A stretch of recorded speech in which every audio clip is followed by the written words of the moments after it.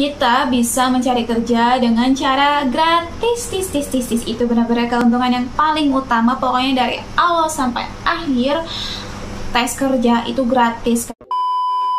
Assalamualaikum warahmatullahi wabarakatuh. Welcome back to my YouTube channel Tika Khalifah. Kali ini aku bakal share informasi penting banget nih buat kalian para pencari kerja. Aku mau share 3 lokasi pencari kerja yang benar-benar worth it banget buat kalian. Tapi dari 3 ini, mana ya yang lebih worth it? Mana yang lebih banyak keuntungannya? Dan mana yang lebih banyak juga kerugiannya buat kita semua? Apakah BKK atau disnaker atau yayasan? Nah, dari ketiga ini aku akan kupas sampai habis. Pokoknya jangan skip, tonton video ini sampai habis dan stay tune terus.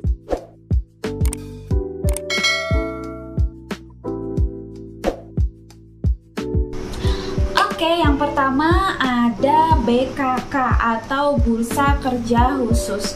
Nah, sebenarnya Bursa Kerja Khusus itu apa sih? Bursa Kerja Khusus itu mungkin beberapa dari kalian sudah mengetahui bahwa BKK ini adalah tempat buat mencari kerja dan biasanya terdapat di Politeknik ataupun SMK atau Sekolah Menengah Kejuruan. Nah, sebenarnya nih para anak-anak SMA atau sekolah menengah atas itu bisa nggak sih daftar di BKK ini? Sebenarnya bisa semuanya. Pokoknya bisa, mau itu angkatan Politeknik ataupun angkatan sarjana D3 ataupun SMA SMK itu bisa berkesempatan untuk daftar di sini. Nah, untuk BKK ini itu disediakan oleh SMK terkait ya. Ada beberapa SMK juga yang tidak mengadakan BKK. Tapi, nah aku saranin buat kalian yang mau daftar di BKK ini, kalian harus analisa dulu apakah itu BKK-nya memang banyak testimoni bagusnya atau kurang banyak. Aku sih lebih nyaranin kalau kalian milih BKK itu yang testimoninya banyak, yang banyak banget perusahaan yang join atau kerjasama dengan BKK tersebut. Nah, itu yang patut kalian pilih. Keuntungannya di BKK ini termasuk tempat kerja yang banyak banget perusahaan-perusahaan yang kerjasama atau yang sering melakukan tes di BKK. Nah, untuk itu kalian juga berkesempatan tuh buat daftar. Keuntungan kedua itu BKK tidak membanding-bandingkan daerah. Nah, untuk di BKK ini, misal ya, kamu tinggalnya di Bekasi dan kamu mau daftar atau tes di BKK sekolah yang ada di Karawang atau BKK SMK PGRI 2 Karawang. Nah, di situ kalian tetap bisa diterima. Jadi nggak ada namanya rayonisasi ya kalau zaman sekarang itu, yang jalur-jalur terdekat itu nggak ada.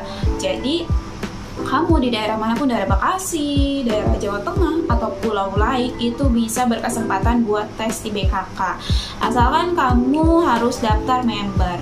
Nah, ini nih kekurangannya itu kita harus daftar member dan kita harus mengeluarkan biaya administrasi setiap tesnya, yang menurut aku sih lumayan terjangkau. Tapi kalau kita semakin banyak tes, semakin banyak juga uang yang kita keluarkan. Tapi itu gimana kita juga, karena kan kita banyak melakukan tes, banyak juga peluang kita untuk bisa diterima di tempat kerja.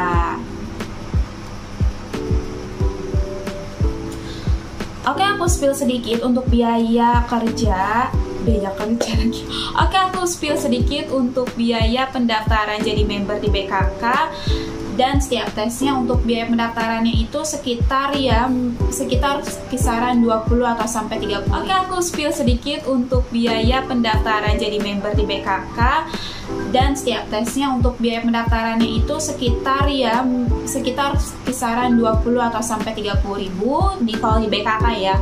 Dan untuk setiap tesnya itu setiap perusahaan beda-beda, mungkin karena ada kebutuhan alat tulis, kertas, administrasi dan lain-lain, di antara 20 sampai 35 ribu.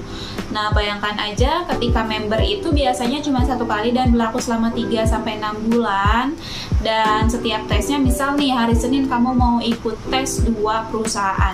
Satu perusahaannya itu 30.000. Nah, berarti satu hari kamu mengeluarkan pendaftaran 30.000, tes 30.000, misalkan tesnya 2 kali.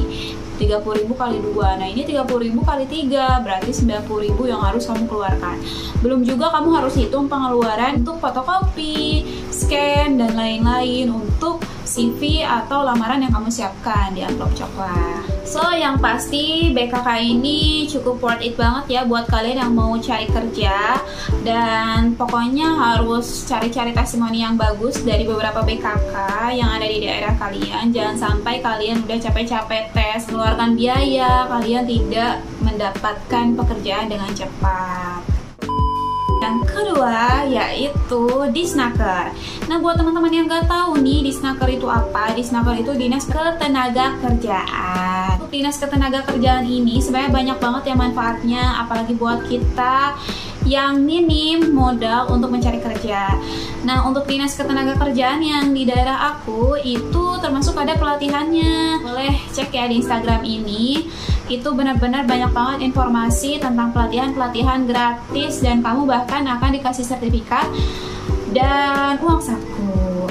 Nah, untuk di Disnaker ini banyak juga lowongan-lowongan kerja dan termasuk di daerah aku itu ada webnya. Boleh cek langsung aja di sini webnya Disnaker atau ada di description box.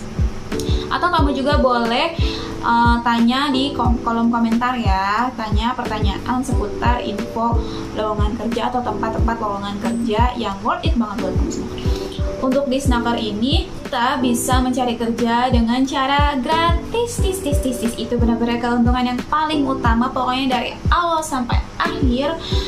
Tes kerja itu gratis kecuali untuk biaya MCU ya, itu kadang ada ditanggung perusahaan, kadang juga harus ditanggung pribadi. Nah, untuk Disnaker ini kita bisa akses lowongan kerja itu hanya lewat web atau link. Bisa langsung datang ke Disnaker, tapi kita harus tetap lamar kerja di link. Nah, untuk cara melamar kerja di link aku udah siapin video sebelumnya yang udah aku upload, silahkan tonton aja video berikut ini. Nah, selanjutnya untuk Disnaker Trans ini memiliki kekurangan, yaitu sayangnya Disnaker kan itu ada di setiap daerah kabupaten kota.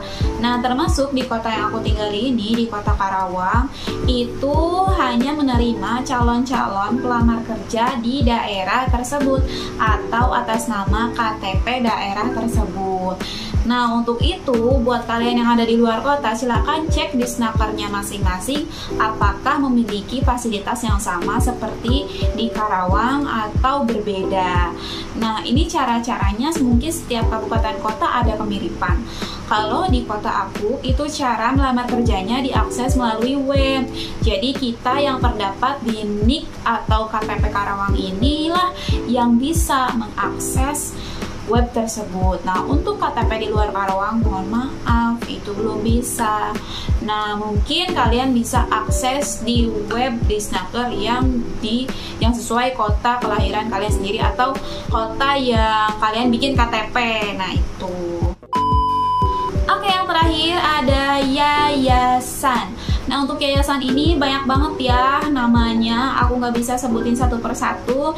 Yang pasti yang aku tahu itu ada Yayasan Puji, KR Sinergia, dan lain-lain. Itu ada juga sekolah pemagangan, sekolah untuk ke Jepang, untuk pemagangan, untuk kerja di luar negeri, dan itu dapat sertifikat, harus bayarnya juga bisa setelahnya. Nah, itu banyak banget pokoknya. Nah, untuk keuntungannya kita termasuk bakal cepat diterima kerjanya. Itu yang pertama, karena kita memiliki saingan yang sedikit, tidak sebanyak di BKK dan di Disnaker. Dia memiliki kerugiannya juga, bukan kerugian ya, kelemahan, yaitu kita harus mendaftar member yang lebih mahal atau tidak terjangkau lah ya. Misal ada di kisaran 150 sampai 300 ribu, itu hanya daftar member dan berlaku selama 3 sampai 6 bulan atau bahkan 1 tahun di setiap yayasan. Itu berbeda. Ataupun seperti sekolah yang nantinya akan ke Jepang gitu, bekerja di Jepang, nah itu membernya sangat mahal ya menurut saya, walaupun ada yayasan yang bisa dibayar setelah kita pulang atau kita sambil kerja di sana sampai kita berhasil kerja, gaji itu sambil dibayarkan yayasannya. Tiap masing-masing orang itu memiliki keyakinan dan keinginannya masing-masing. Jadi relatif ya, apakah yayasan ini worth it atau tidak. Tapi menurut saya worth it ya buat kalian yang benar-benar pengen cepat dapat kerja dan pengen kerja di luar negara.